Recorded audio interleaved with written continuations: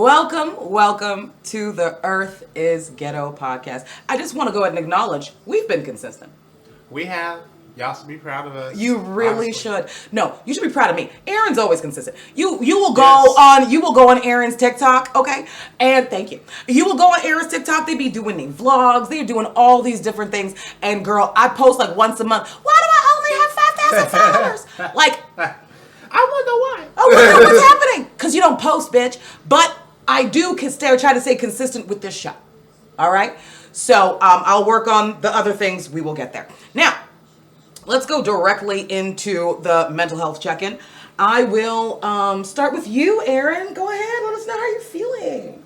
I would say I'm feeling pretty good. Again, since I've been very consistent on my creativity, that's really been helping me, girl. I've been doing the things, honey. Y'all should be proud of me, bitch. I know I am. Yeah. And I can already tell that you actually are happier. Yes. Walking through the world, doing what you're doing. I can tell. I'm in therapy. I'm focusing on my hobbies, things that I love, like the singing, the dancing, and everything. Absolutely. Yes, I'm still aware of all the things that's happening because but I've learned to not let my anxiety of the future consume my life. I just can't do it anymore. So I'm glad I'm in a good space with that. That's good. Yay. Mine's a little bit more up and down. I was having some really good moments, like my antidepressants felt like they were working, which, by the way, beautiful. But when financial troubles and so on and so forth kind of come on you're still trying to be like, is this the depression or is this situational? Do you know what I mean? Or you're trying to figure out what's the cause. You know what I mean? And I will say right now, I'm having somewhat of a difficult time, at least in reference to being there for myself as much as I am there for other friends, even if those certain friends may not even appreciate, where I am and how I'm coming. Because I'm realizing that I am not being there for myself in the way that I should.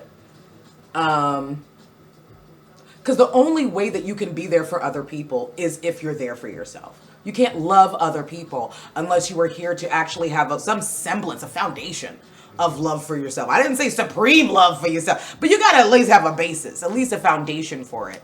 And I realized that I have an issue letting go of certain things. And that this is a little bit more on me than it is the other person, because there were a lot of opportunities for me to be like, I think that's a lot what I'm kind of going through and kind of going back and forth on. But all I can say is that I am so glad that I am in a safe space to be able to express those feelings without feeling attacked. Like, hey, I don't think I can be there for you right now in this moment. I feel fucked up.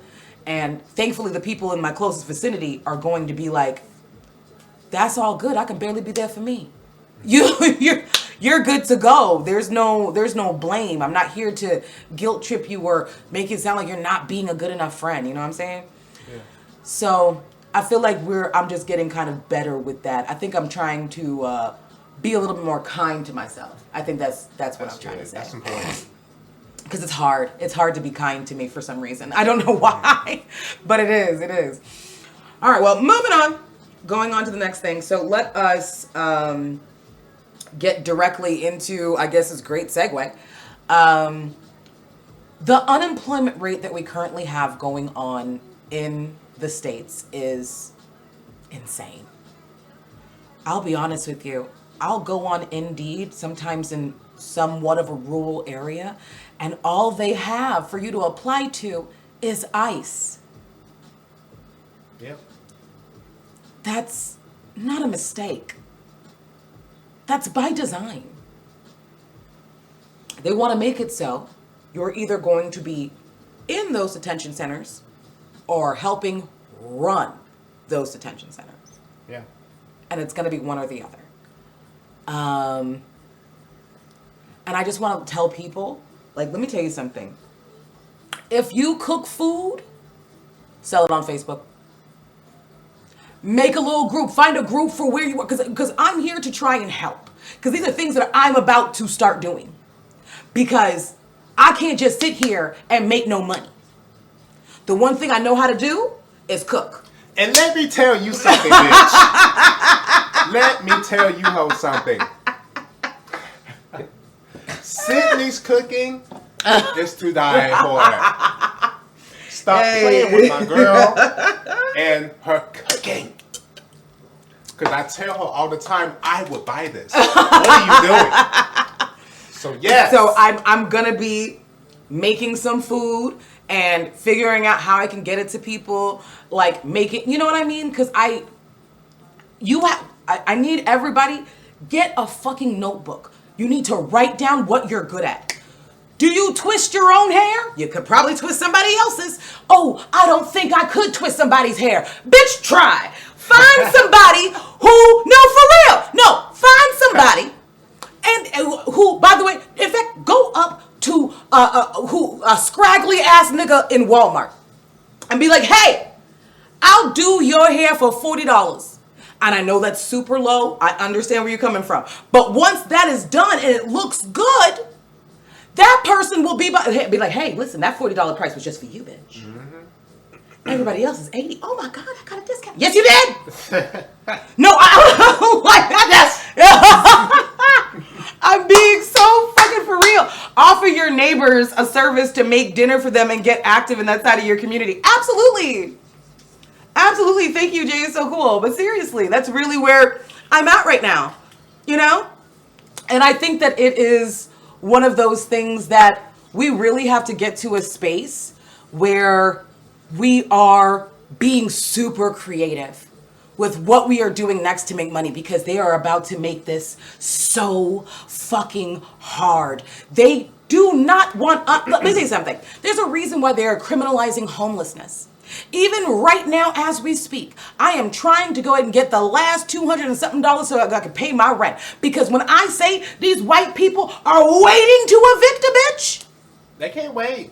They say, oh, we can't wait to get you jigaboos out of here. I swear to God. Oh, even though the neighborhood full of jigaboos, yeah, it's fine. But regardless, they still want, the capitalism that goes on in this state is disgusting. Because it may not always be racism, but it's always classism.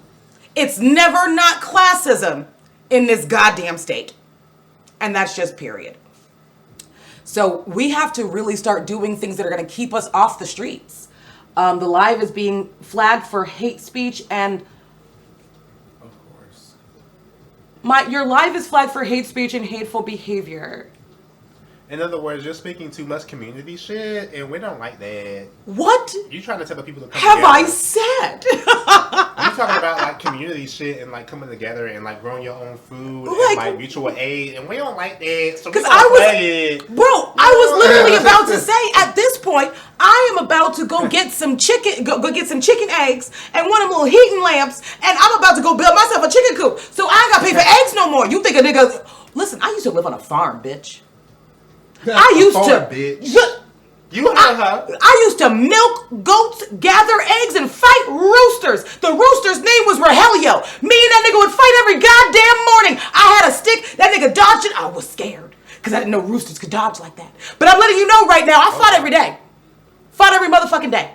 One thing about the rooster, they gonna hit the matrix, bitch. No, I said, no, I ran. He ducked, and I was like, oh no, this is gonna be terrible.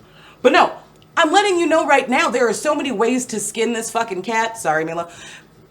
There are so many ways to do something different.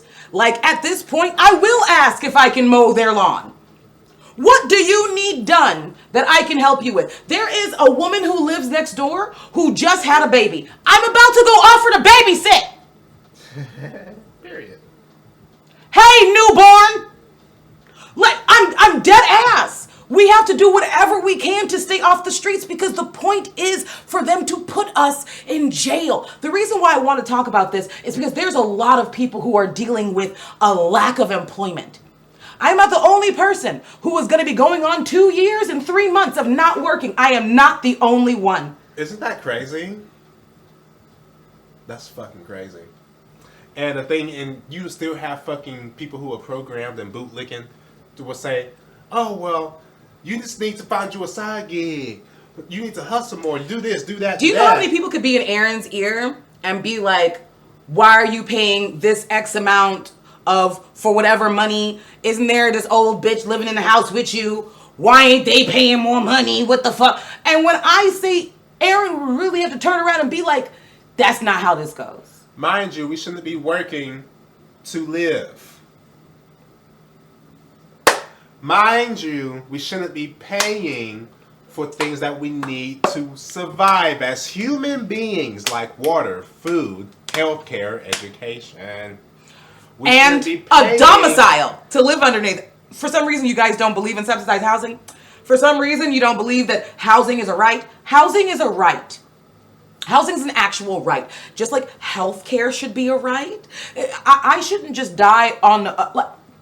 I should not be a diabetic and think to myself, I can't pay for insulin next week, so let me go ahead and just take a little bit less of insulin today and then fucking die. And that's the goal. They want us to die. Because as long as we keep giving Big Pharma our money, they don't give a fuck what happens to us. Absolutely not. And on top of that, remember, this is a caste system. We always say that the caste system was in India. This is also a caste system. Yes, the cost of living is dystopian as fuck. It costs to live. Can we talk about that? Yes. Because what do you mean, what do you do to earn a living? Ooh. Why is that something that is earned? Bitch, I didn't ask to be here. I'm here against my own will. No, literally. I'm gaslit to say that it's somehow my fault and that I need to make a way for myself and like show proof that I'm worthy of something by giving to the plantation. Like I was in the room telling Elton John, like, gone, fuck, I need to be here. That's not what happened. I promise you that's not what happened. And what kills me the most is that sometimes those same parents will be like, now you gotta take care of me when I am dying. When I didn't even make the choice to be here in the first place. You owe me something, not the other way around. I hate when they be like, oh, you don't want kids? Who gonna take care of you when you get older?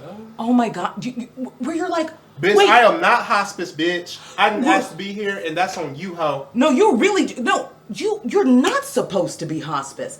But then when you get older, they're like, oh no, the fact that your parents kept the lights on and put food in your mouth is the reason why you should take care of them. You do realize if they didn't do that, they'd go to jail, right? Yeah, let me be clear. You have parents out here who treat their children like shit and still expect their children to take care of them when they get older. Yeah, this is actually insane. Like, bitch, I appeal to authority. And I'm too neurodivergent for that anyway. So when it comes to authority, I'm like, bitch, fuck you, bitch, because why? I'm always going to say that. Yeah, no, and they get upset because you're asking questions. They get upset because you're asking why. And there's just certain things I'm not going to I'm not going to go back and forth on. There's just certain things I'm not going to do. And so when I say that you need to establish community, you need to establish people around you who you can be like, hey, I ain't got this, but I may have this. What do you have? That is what you have to start to foster in your own communities, because they are going to be going out of their way to put you in jail for bullshit. Because you being in jail pays. Most of these prisons are private that get paid per body, per bed. Why do you think they keep on? Be like, oh my goodness, why do they want to arrest us so much? Because it pays. It pays. Yeah. It pays. Why do you think you're at the end of the month and you're like, damn, there's a lot of tickets going on at the end of the month? Because it's the end of the month. No, because it is all connected. It is. When we talk about slavery and how it's like, girl, if you are not contributing to society, mm-hmm. you are considered a deviant, a criminal. Mm-hmm. You are considered a runaway slave. So if you are homeless, you are not contributing to society. You need to be a slave. Yeah. We're going to put you in jail. You're under arrest. Because you're not seen as human then. No. If you are not participating in this capitalistic system, feeding the machine, you are not seen as human. If you can't bring profit, are you human? That is what white supremacy asks us. If you are not able to bring profit, do you actually deserve humanity? Because look at the way they talk about homeless people. They talk about unhoused people. Like there was, obviously it's Fox and that's a horrific place, but they were on Fox. They were talking about like shooting homeless people. Look at what they did just at downtown Atlanta next to my fucking job. They just did a whole sweepment encampment of homeless people for the fucking World Cup that's coming here in a little bit. Oh, wait, what? They made sure to get the homeless folks out there. I can't, bitch. I don't even care no more. That's ridiculous. Listen, girl, it's about the image at the end of the day. An image to the elites and an image to the Epstein. Nigga, who are you? Ooh, who said that? Ooh. Who said that? Oh my God. All right, listen. At this point, we all know that this is an actual crisis. And I need to be perfectly honest with everyone. When I say this is a crisis, this is a person who used to be a former hiring manager. I used to hire people for a living. When I say they are specifically putting out fake ads so they can bump their numbers up so they don't lose their own jobs. And you know what's fucked up? I just wasn't willing to do that. And that's why I had to walk away from my job. You know how fucked up that is? I was just, you know how fucked up that is? That is fucking I just wanted to not be awful and evil to people. How dare you? I will never forget, there was this one person, and their name was Taylor, and they had like a strange like apostrophe on it. I thought it was cute. That's why I remember it. And I was interviewing them, and went great. You know, I just came in, wasn't willing to do what? I'm not sure what you're talking about, babe. But no, I came in and I was just like, oh, this person is great. They have a military background. They have a security background. I was talking to security officers. I think that it's perfect, right? I send them on, right? They have an interview with the other recruiter. This is before I was doing full cycle recruiting. Mm-hmm. They send it over to the other recruiter. And the other recruiter calls me. She's like, what was that supposed to be? And I said, that? Oh, you said you left the job because you weren't willing to do it. I wasn't willing to go and put up fake ads for jobs that did not exist. That's what I was not willing to do. And when she said to me, what was that supposed to be? I'm like, what do you mean? She's like, I don't even know what gender that is. Wow, Milo. Wow. Wait, what happened? He pulled out. Oh my God. Milo fucking pulled the cord. Yes. He pulled the cord out. It's still recording. I don't know if that looks different. He really pulled that shit out. People be trying to corrupt other people's. Oh, yes. Oh, that's respectable. And that's why I left. Nigga. Sorry, my cat. No, he's doing too much. This orange bitch does too much. It's fine. Anyway, moving on.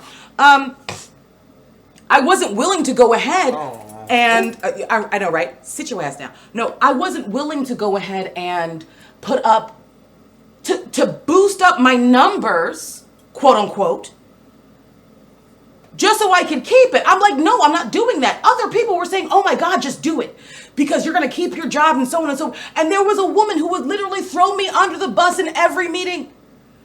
She would, when I say, all right. Yeah. Take him and put him outside. Okay, over there. Yeah. Sit over there. Ooh. He said, fuck y'all. And fuck you too. No, it's fine. Anyway, and it sucks because no matter what it is that we really tried to do, I would be in meetings. I'm like, hey, we can do this to get more people in. We can do that to get more people in. You know, all of these different things. It felt like it was falling on deaf ears. And instead they were just like, oh, put up this many open requisitions. Put up this many open requisitions so that when people apply, it'll boost up your numbers. But you've already chosen who's going to get the job. Right. So you're wasting everyone's time. That was something I refused to do. So I ended up leaving the job. And just so you know, there's not a whole lot of people who leave their job and still win their unemployment. I have proof of what the fuck I was talking about. Period. This was ridiculous. So, but at the end of the day, I'm still jobless just because I decided to try and do the right thing. That's what that ended up being. And I just want to let people know that we have to find other recourses. Do you cook? Do you clean? I'm about to go around and be like, hey, do you need your living room cleaned? Do you need your house cleaned for a certain amount of money? Let me go figure out what I'm going to do next. Because they want us to be making so little so that we end up being evicted. And as soon as we end up being evicted at the end of the day, and as soon as we end up being evicted at the end of the day, remember, our bodies are going to be used as collateral for actual labor. I feel that. I feel as Black people, we have to struggle with this 24/7. Absolutely. Mm-hmm. Absolutely. Oh my God. And especially as Black queer people, Jesus Christ, it takes nothing for anybody to fire your ass. God forbid you were a trans woman. Can you imagine if I had some stubble? How dare you? A bitch would never get a job. I can barely get a job now. And I'm cis. Now what? God forbid you too gay. Yeah. God forbid you too butch. God forbid you anything that's not like. They really said, yeah, tone it down, you sodomite. Is what they said. Yeah. How dare you? You're doing too much. No, you're not wrong. Sodomite. No. And you know what's worse? I was watching Testaments earlier, which is like the spinoff of Handmaid's Tale. And there's this one scene where they're like, dirty girl, dirty girl, dirty girl. And I was like, oh my God. That scene was so fucked up. You saw that, right? Yeah. I was like, girl, what's going on? And the way they all got into it. I'm sorry. That's how cults work, though. That's how cults work. Low key. Mm-hmm. High key. That's exactly how it works. But I just wanted to make sure we had the discussion before we, groupthink, all right, before we move on to the next topic. Now, this one, this one is just for fun, baby. Just for funsies. And you know what? I think we deserve a little fun. Yeah. Yeah, I say. Oh, Gucci man. Okay, so let's talk about Gucci man. And let me tell you something. Before I go ahead and I'm going to be playing a video, you won't be able to see it on here, but when you see the actual uploaded video, you will be able to see the video. But yeah, when I say I was so confused, I was confused about the names. I'm old. I was confused about the names. I said, who's Pooh Shiesty and who named him? I heard the name Pooh Shiesty. I just never seen his face before. He's cute. Is he? He's kind of cute. It's unfortunate that he decided to try and kidnap Gucci Mane while he's got an ankle monitor on. That's funny. Cause why would you do that? What is going on? Why would you do that? I don't understand. No. And listen, just so you know, I just want to put it out there. Gucci Mane deserves everything. Gucci Mane deserves everything he is getting and actually more. Absolutely. Him and Keisha Creor. I don't know what that bitch's name. What her name is? Keisha Creor? Whatever it is this week, honey. Listen, whatever her name is, she fine and everything, but y'all evil. I used to tell people I wouldn't sign stuff as an engineer and my job was hella at stake. I'm telling you. Oh, okay, he is fine. I see his face. Yes, he's so cute. Gucci. Ooh. Live visibility restricted for 10 minutes. Restricted to live. Your live is not eligible for recommendation and restricted in search results for the next 10 minutes because your live does not comply with the For You feed eligibility standards under our community guidelines. Harassment and bullying. I got the same thing, bitch. What? So what that mean? It means we're gonna continue with our fucking show. Yeah. Anyway, that's what the fuck it means. I don't even care at this point. It's fine. Hey, if y'all like the live, share the live, my love. If y'all like the live, share the live, because guess what? This goddamn fucking app. You know what? This app. I'm so over TikTok, bro. Like, I'm so fucking. Listen, we're gonna be moving to YouTube anyway, bitch. It's right, girl. We on YouTube. fine. Link in bio. Anyway. He is fine, girl. Listen, That's Pooh, right. listen, Mr. Pooh Shiesty, yes, that man is very good looking. He's very cute, but apparently also very stupid. I did not know that you could be that dumb. But anyway. Most of these niggas. All right, listen. Oh my God, that was out loud. Friend. Oh, that was so loud. So Pooh Shiesty was determined not to be the next 1017 artist to end up on a fucking t-shirt. And I fear those of you who don't understand that have not gone deep enough into the rabbit hole. Gucci Mane's artists continue to drop like flies. And it's because him and Keisha Kaur have a very simple system. They sign hot ass artists that already have a lot of traction. They take said artists and enter them into the worst 360 slave contracts that they could possibly get them into. They subsequently make sure that these artists have a known history or start to have a known history of substance abuse, drug abuse, a dangerous lifestyle, or all of the above. Aren't those people then easy to kill? take out life insurance policies on these artists. That, coupled with their known struggles with substances, alcohol, or the street life, gives them just enough deniable plausibility when them motherfuckers drop. They cash in on the insurance policy and boom,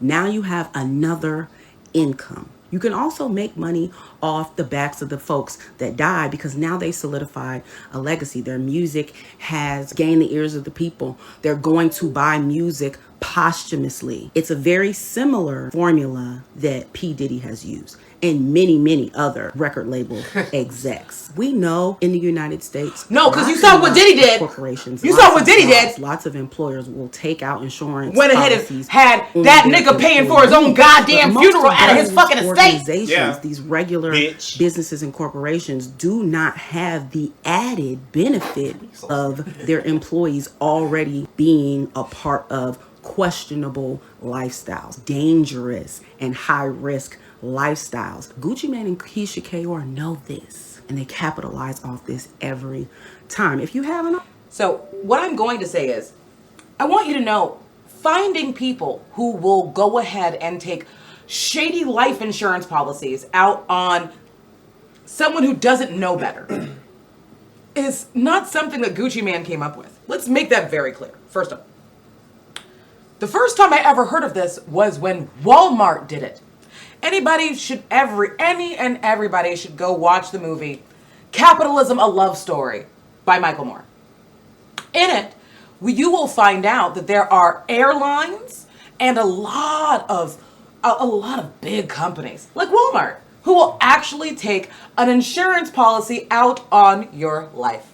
And what's worse is they name themselves the beneficiaries. And this happens in airlines, and this happens at large stores. So at one point, there was a man in the documentary who his wife tragically passed away, I think during childbirth.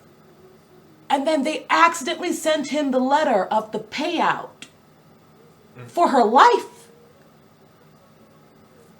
And he was under the when I say this man was drowning in debt from who's gonna take care of the kids, who's gonna pay for the funeral, how am I gonna move forward? Can I keep this house? Can I continue to pay the water? Can I continue to pay the light? And then they sent him $1 million receipt payout that they received. Ain't that something?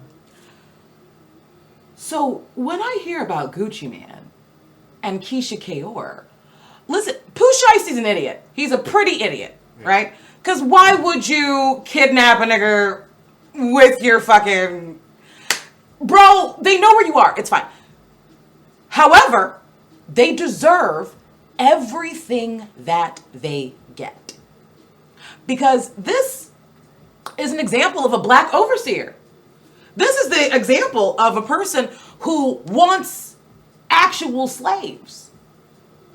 Because that 360 deal that they had Pooh Shiesty sign, there's a reason why he kidnapped that man and put a gun and said, hey, let me out of this deal. You know what Gucci Man said? You know, after this, we still gotta go through the lawyers.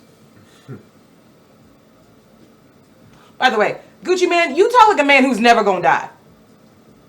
I would have never said that to Pooh Shiesty. Knowing he was gonna go to jail for some stupid shit. Seeing the ankle monitor on his ankle. I'm like, the police are gonna be here in like 15 minutes. I would be like, yeah, you're not gonna live through this. You're fucked. Right, but you still had that much to say? Insane.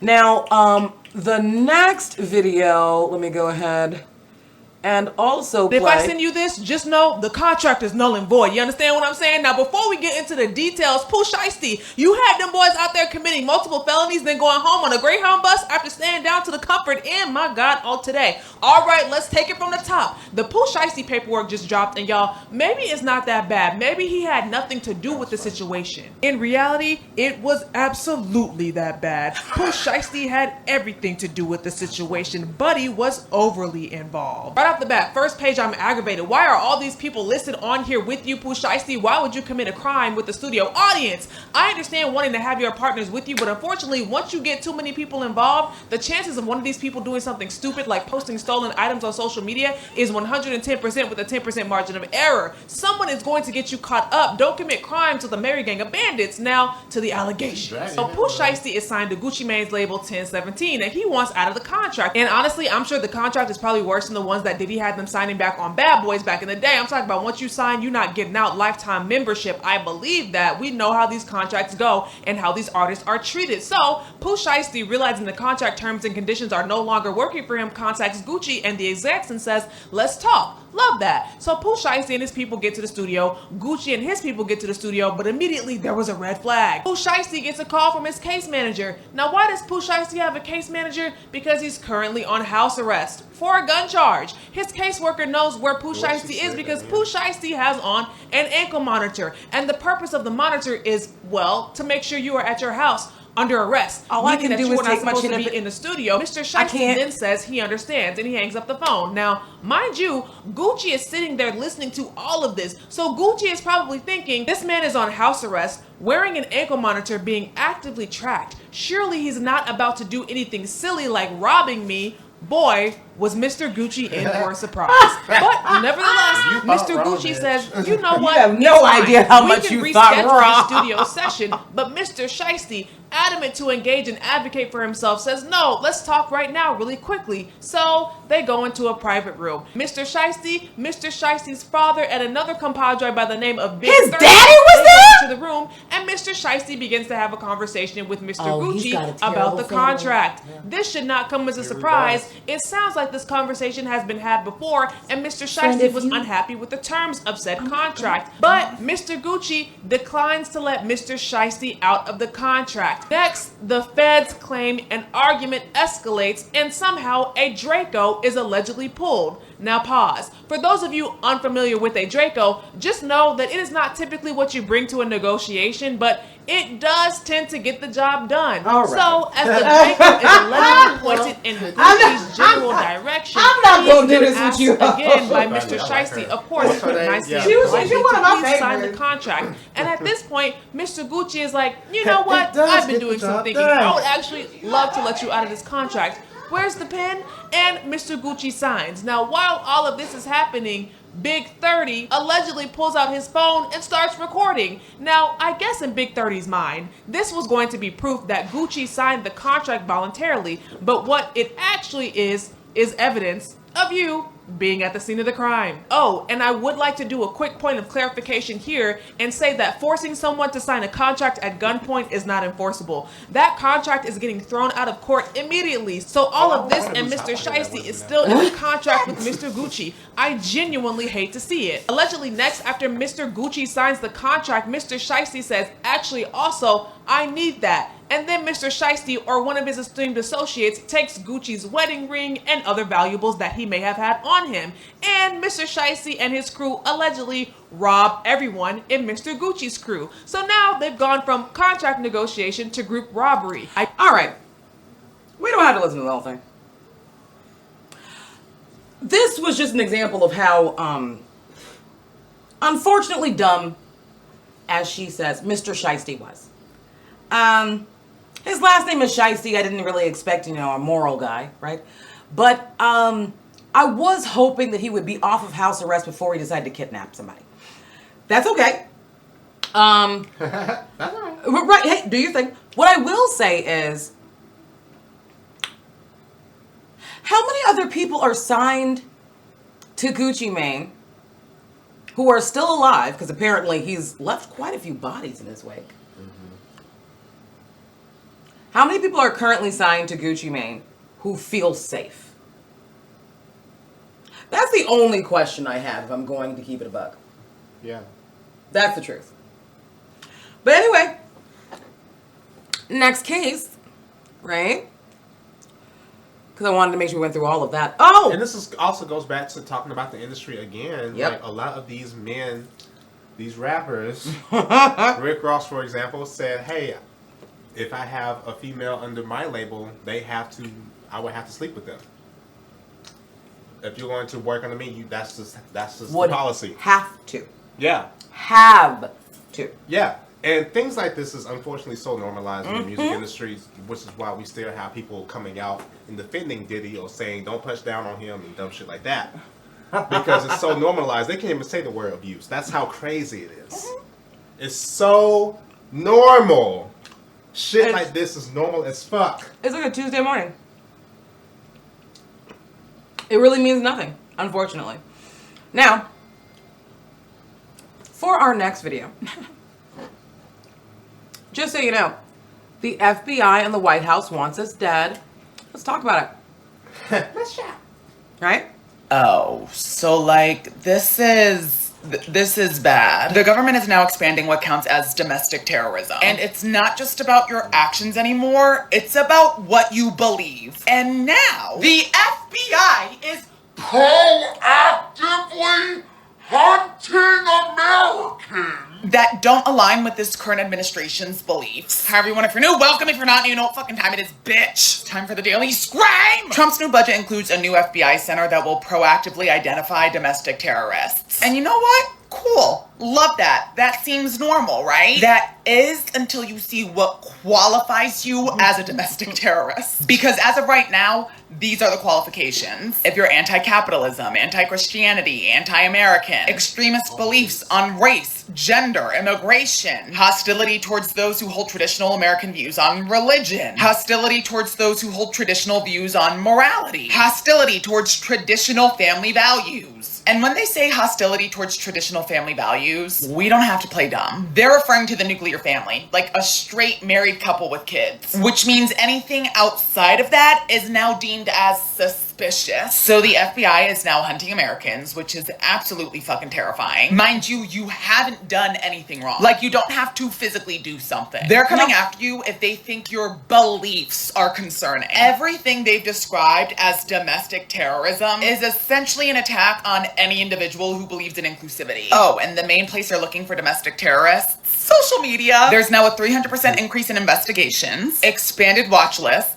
and a new center redefining what counts as a threat. And what I think people are failing to understand here, they are shifting the definition of extremism and domestic terrorism from what you do to what you believe and think. That's not like a policy change, that's a completely different system. Anyways, if having opinions is an issue, this video is clearly not helping my case. So if this video gets flagged, it was nice knowing ya. Oh, so this is... Nice knowing you is crazy, but thoughts? Yeah, like they do want us there for real. There is an attack on poor folks and disabled folks.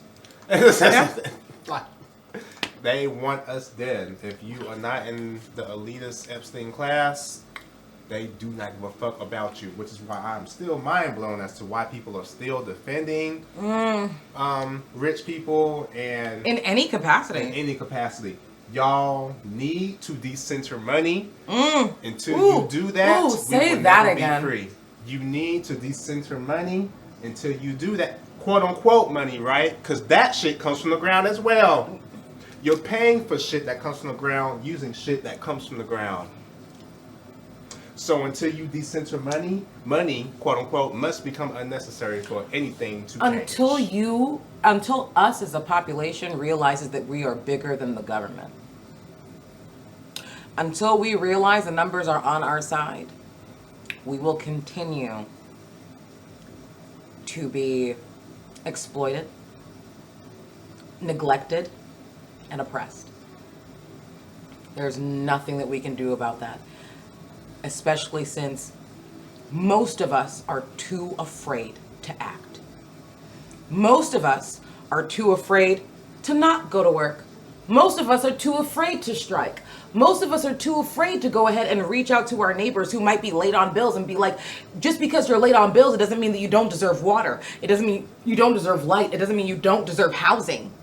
And I will fight to make sure that you still are able to get those things, whether or not you have money. Until that is your politic, you are another peon. You're another cog in the wheel of their games. It was, did you ever read The Hunger Games? Mm-hmm. Did you read or you watched it? Oh, watched it. Okay. So in the book, one of the best parts I feel like about the book was a lot of the ways that PETA spoke about the Capitol. In ways that Katniss was just like, bitch, I don't get it. What the fuck? Like, there was this one moment where they're on the train and all to go to the games. And she goes to the roof of the train and she sees him just kind of sitting there and they start talking and he says like, I just don't know what I'm going to do to make sure that I'm not a piece in their games. And Katniss is like, does that mean you won't kill anybody? And he was like, of course not. If somebody's trying to kill me, I won't not defend myself. Mm-hmm. But I want to show them they don't own me. And I won't just do what you say. I want to die as myself. And Katniss is at the point where she's like, I don't want to die at all. The fuck are you talking about? Right. But for PETA, death was imminent. And there wasn't even a chance of life. But he still wanted his dignity in the little bit of life that he had left. And that's what we are all starving for.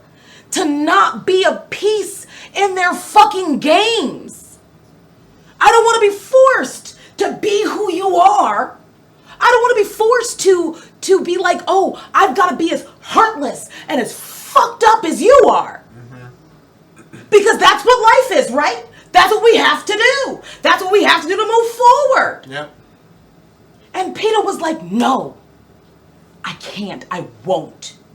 And it was Katniss that had to figure out what the next move was going to be after that. It was Katniss that literally had to lay down and be like, what the fuck did that nigga mean? When he said that shit. Because she's only thinking about the sparse pieces of survival that she's only been given to hold on to. And I just want to let you know, that's all we've been given to hold on to.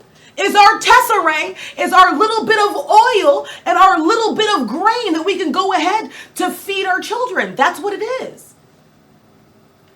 I truly, truly hope there are going to be people that question this system after me. I am going to be 40. Wow.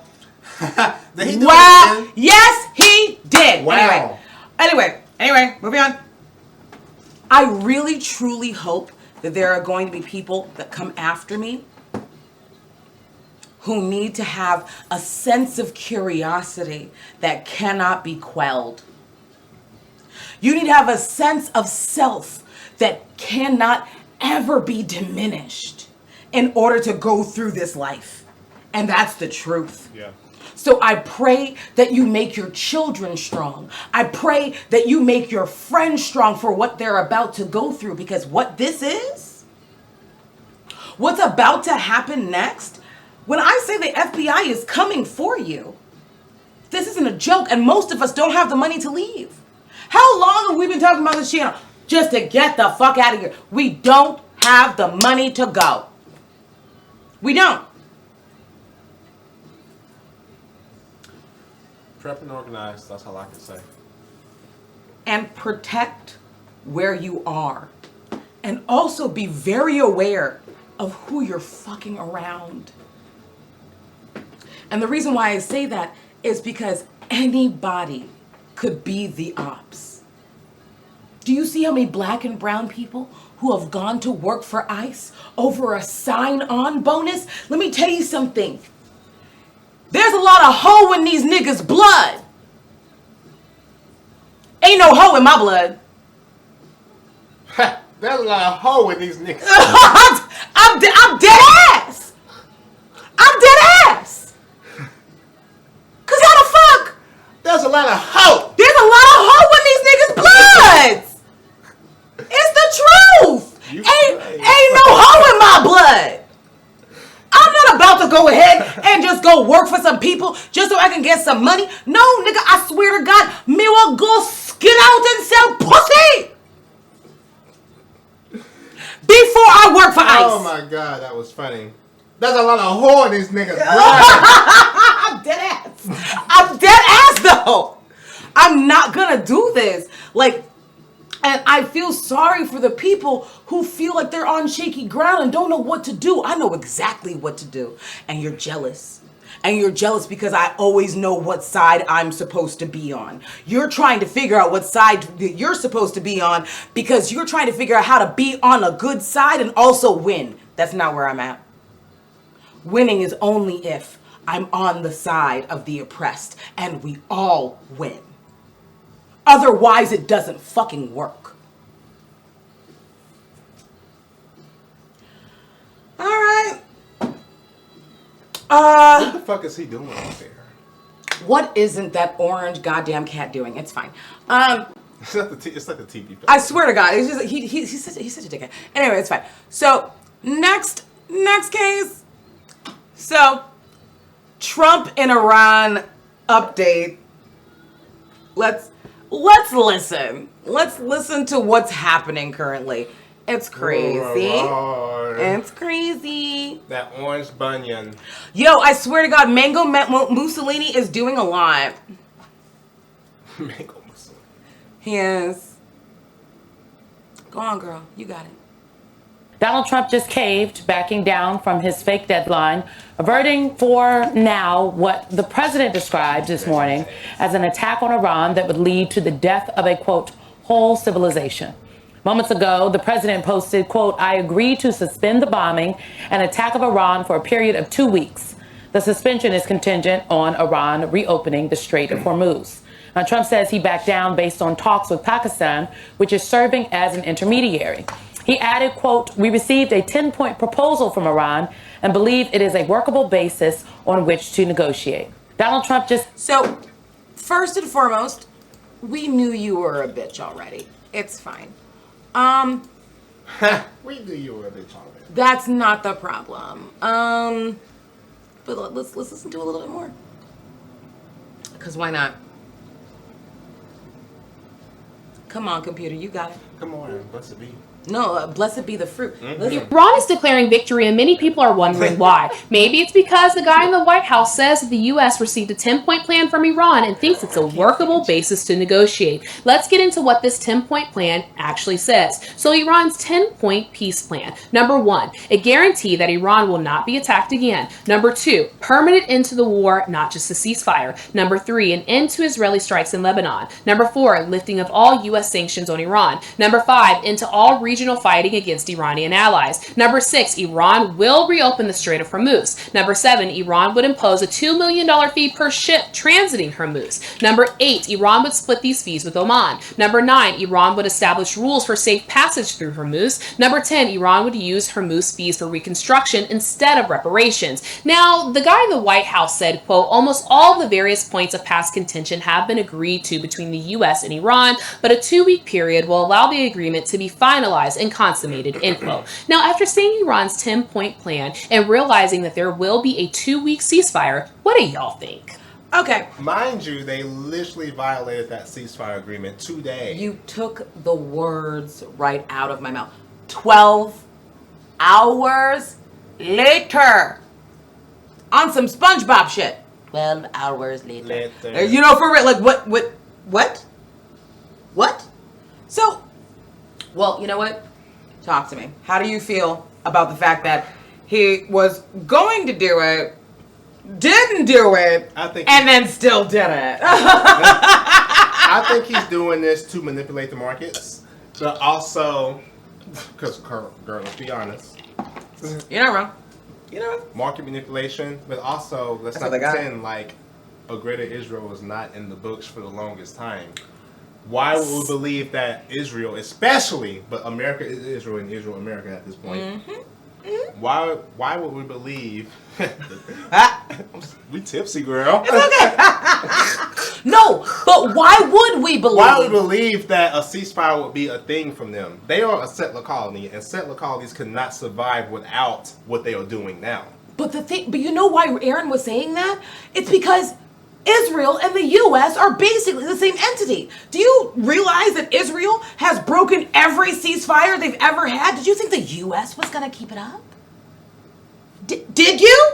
Okay, so listen, then if you did, then I'm not the only stupid person in the room.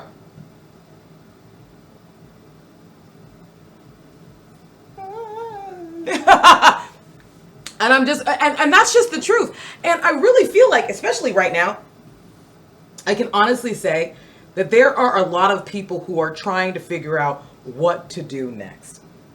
But I will say, people who are communists, people who are socialists, are not trying to figure out what to do next. They have a plan. Do you know who doesn't have a plan? Liberals and Democrats. Liberals, Democrats, and Republicans. They're all the same thing to me. Two wings, same bird. And they don't have a plan. Their plan is dependent on someone acquiescing. Their plan is dependent on someone bending the knee, like it's Game of Thrones. Like, will you take the Iron Throne? Type shit. I'm not joking.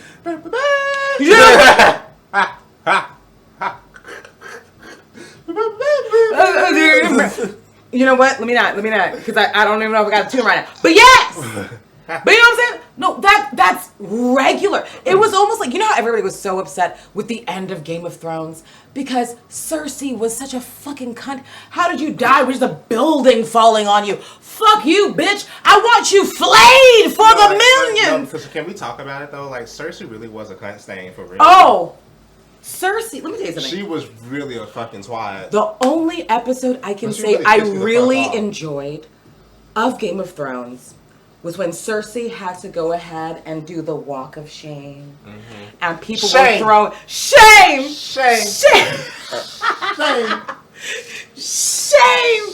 No. When she was walking... And I saw somebody literally take something from their own undercarriage and throw it at her. I'm like, girl, were you shitting just now? That's crazy. Were you shitting? No, because I didn't know that's how this goes. So she and then just like, oh, land's right here. I'm like, oh. All sorts of shit, girl. Someone threw a hamburger and some shit. And then someone threw a... I think that was another piece of shit. I think it was just a harder shit. Uh-huh. No, it was like shit. It was a shit without water. It was a very like, dry shit. But definitely threw it at that bitch while she was walking down. A shit without water. That's funny. That's funny. You could tell. And so would that be like a turd, I guess? Turds can still be soft. Turds can still be soft. You know what you right, No. Them dry shits, I call them goat shits. The ones that's really super dry for no reason. You just been taking like hella Metamucil for no reason. Girl, I'm not gonna do this with you. Not goat shits. This is where, or rabbit. No, but listen. Hey, who are we? No, but I need people to understand in general, like, just like we will watch things like Game of Thrones, Hunger Games, all of these different things, and we will be like, oh my God, how fantastical. What a crazy, made-up world. that will never be here. Oh my God. And then. You know what? I wish dragons were real so they could light all our asses on fire. Listen, I would love it. But. Who said that? Okay, anyways. Sorry. But no, seriously. No, that is something I would 100% love. Because none of us deserve whatever the fuck this is. Because most of us are better people than whatever the fuck this is. They're trying to kill us, bro. They don't want us here. You're probably too good for this mortar coil. What Cardi B said? That's the government. That's the government. Man, I am so jealous. Everybody going to our goddamn concert. Oh my God. God. That church said, bitch, that was the government. When she fell off that chair, she said, and I said, girl, you know that was the government. You know what it was? You damn right. You damn right. Because where else was it supposed to be? Where else would it be? Nothing. It's always the fucking government. Nothing. Girl. Anyway. So, moving on to our last topic. Oh, gosh. All right, let's do it, friend. Wait, which Wayne is this? Wanye. That's why you said. I love you. Anyway, so listen. Okay. You were like Lil Wayne, the Wayne brothers? No. Okay, Wanye. Lil Wayne do be cooling and tap dancing. Oh, listen, regularly, but I try not to talk about that homeless woman. So let's just move on. Anyway, so moving on. Things like that. So there's things I want to hear more about. That said, she did talk about her relationship with Boyz II Men singer Wanye Morris. Wanye, is that his name Morris? Yeah, that's his name. Morris. And who ain't dead, but she trying to kill him. And she was tearing him up in there. She talks about their. I mean, she is reflecting on their relationship, which has been rumored about for years. When Wanye has talked about it in the past, he's talked about it as a relationship that was pop. I just want to say, shout out to Dark Lamont Hill, because you're not Mark Lamont Hill, you are Dark Lamont Hill, because you be on there being the blackest motherfucker that ever lived on every episode, every time, and constantly caping for what black people want. So conscious black people want. I don't know about the coons, but I appreciate that. Tokens. I don't know. Look, tokens get spent, baby. I don't know, but. It's something that I love so much, but it's also something that I'm like, man, I hope his wife is doing some mean dick sucking, because this is really hard on anyone. Is what it feels like. I'd be like, let me get my jaw together. Dick sucking. Oh, sorry. Positive that her parents knew about. That he met when she was younger, but then they kind of, in his language, consummated it when they were older. He didn't say consummated, but they had sex when she was a little bit older. Okay. There's a very famous Breakfast Club interview where, they're talking about it. We'll get back to that. Brandy told a different story in the book. She says she was 15 when they started dating. It's still not clear when they had sex, but 16 would be the oldest. How old was he? 22. Oh, what the fuck? 22. So that's part. And she says they were sneaking around. Her parents didn't know. She was... Yo, put it in the chat. Could you be 22 and date somebody 16? Just so I know whose name to forward to the police. Yeah. She's basically saying when they were in a relationship, her parents didn't know. She also says that he became more and more controlling. That she was in love, and he was manipulating the situation. She eventually caught him with another woman, and they broke it off. But she basically is saying in retrospect he was. I'm summarizing here, but basically like he was too old to be in that kind of a dynamic. He should have known better, even when she didn't. He was mentally manipulating. Yeah, even when she didn't know, even when she didn't know better, he should have. I hate being around the street, man, when we have conversations like this. It gets a little bit uglier in the public because after the press releases came out and the stories came out from this book, that Breakfast Club interview resurfaces, and it's kind of gross. It's kind of gross. Have y'all heard it? No. Yes. Yeah, I haven't. Or I have maybe and don't remember. Very gross. It's worth it. Listen to this. And you had a celebrity relationship. Were you the only one that was ever involved with a celebrity? Who was he dating? Wanye was banging Brandy. He left you lonely, broken hearted. No, I didn't actually leave alone. He was teaching Reggae how to do videos. You taught Reggae how to do the same. That's why they called you Squirt. That's what I was thinking. That's why they called Squirt. I mean, Brandy even said her behind the music that you broke her heart because you fell in love with somebody else. I mean, you only fall in love with somebody. You only fall out of love with somebody else if somebody makes you fall out of love. Mm-hmm. You know, so if that was the situation, if that's what she said, then that's political. I like that. I can't contest to her view about it. I can just only live by my view. Revolt. They were saying she was really young when y'all dated. Yeah, she was. Not that young. Not getting baby. No, I'm saying. That's why I stopped it. Hold on. But that's why I stopped it and said that she wasn't that young, because I don't want y'all to think Boys to Men was young. I was young too. She said she was 15 and she had to keep it a secret because See, we did the thing. We did the thing when she was like 16, 17, around that time. You know. So you were still a boy too. I wasn't old. I wasn't like 38 years old now. Like that. I was old enough to. She was old enough to get it. Okay. Was it legal in the state y'all was in? And it's over here. I mean, we was all in different states. We was on She was old enough to get it. They had a nomad relationship. Listen. We just, we didn't do it in the states. He said out of his own mouth. At 15, 16, 17, she was old enough to get it. At the time, it was a relationship. It grew and it ungrew. Squirted and unsquirted. Squirted and unsquirted. It's all men until it's no man. That's all bad. It's all Yikes. Just like with black women and their transphobia, it's all of you until it's none of you. You're all transphobic until none of you are transphobic, bitch. How about that? You see How about that? Yeah. There's just no way to. It goes all the way around. That interview was now obviously interview was before the brand and no one really. I mean, no. Some people thought it was gross back then. We speculated that they were involved in some capacity. Yeah, and I knew they were. You know what I mean? I remember when they were dating. That's the only thing that kind of tripped me up, because it was widespread when they were dating. Yeah, it wasn't really. So I don't understand how you could say, "Yo, we were sneaking around," because I wasn't industry related or affiliated, and I remember when they were dating.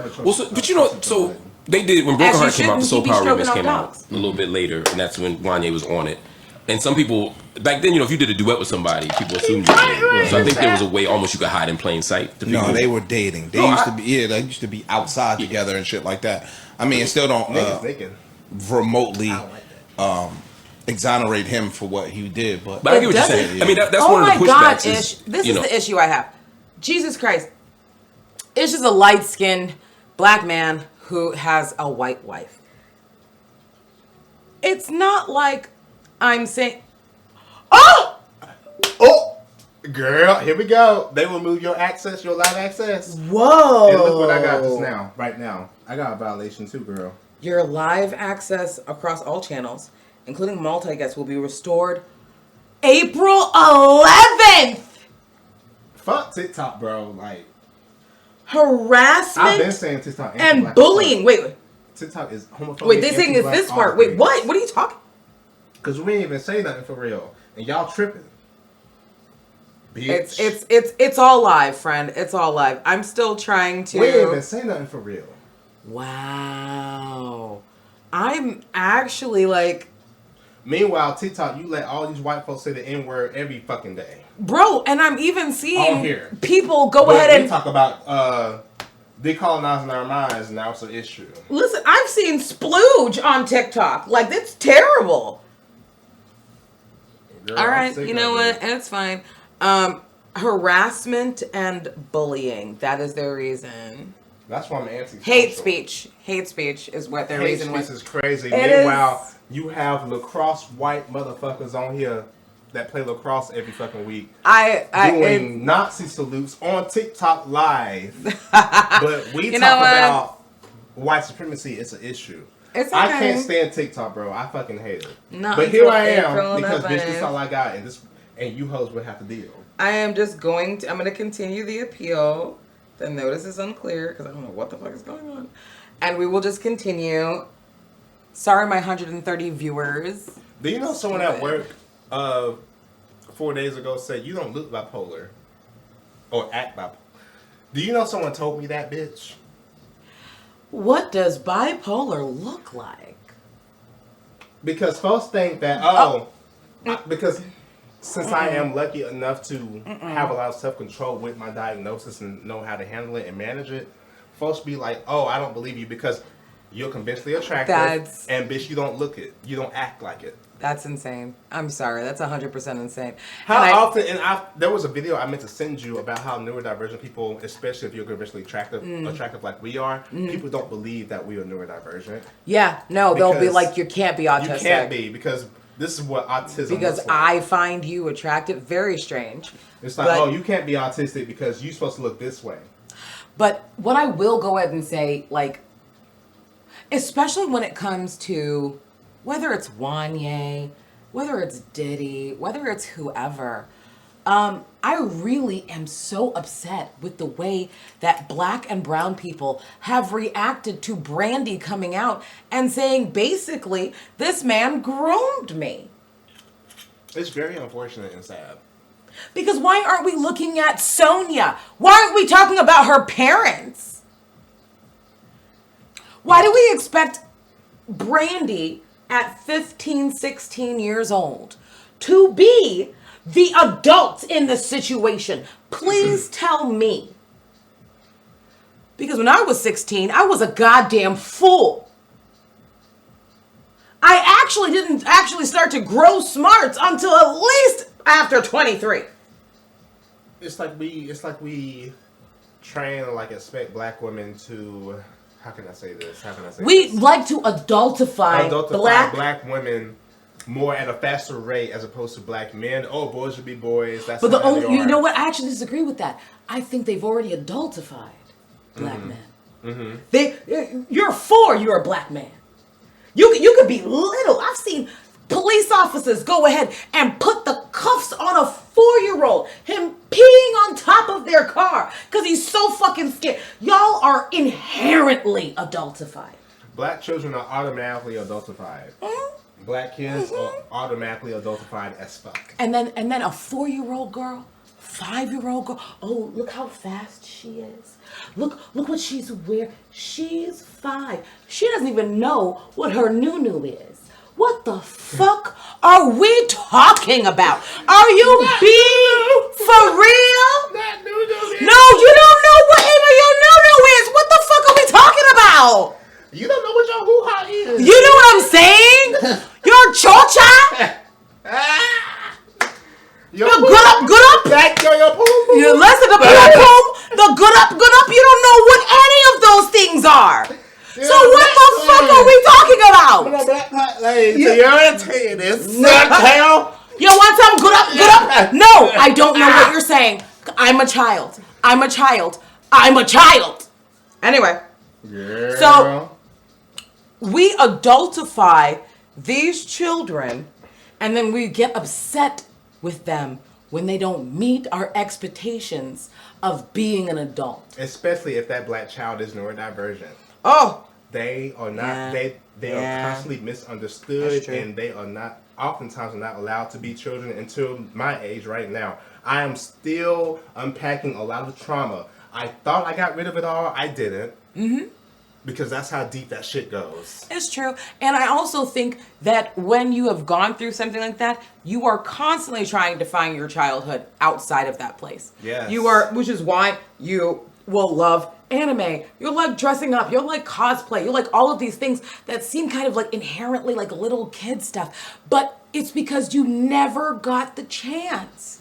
Yeah. To even explore yourself at that rate. We're constantly being corrected. Mm-hmm. We're constantly being like policed over every single thing. Policed. Especially if we are black and queer. Policed. And especially if we corrected. are black men who have femininity at all. They want to literally kill it out of you. It's the same thing with masculinity within black women. They want to quell it where it stands. And it's so insane because the only reason that you think that black women are masculine is because they take care of themselves.